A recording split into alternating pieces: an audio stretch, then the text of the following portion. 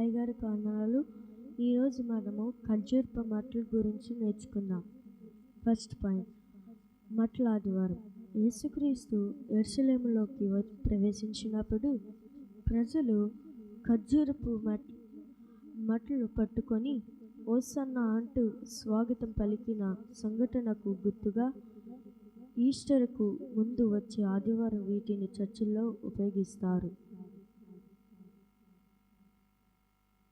Second point, విజయానికి చిహ్నం. ఖర్జూరపు మట్టలు జయం, గౌరవం మరియు శాంతికి చిహ్నంగా పరిగణించబడతాయి. సాగు మరియు ఉపయోగం. ఖర్జూరపు చెట్లు సుమారు 80 ఏళ్ళ వరకు దిగుబడిని ఇస్తాయి మరియు దీన్ని మట్టలు వివిధ పనులకు ఉపయోగపడతాయి.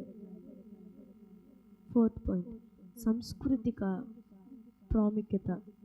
మట్టల ఆదివారం నాడు ఈ మట్టలను ఇళ్లలో పెట్టుకోవడం, చర్చిల్లో ఊరేగింపుగా తీసుకెళ్లడం క్రైస్తవులకు ఒక ముఖ్యమైన ఆచారం.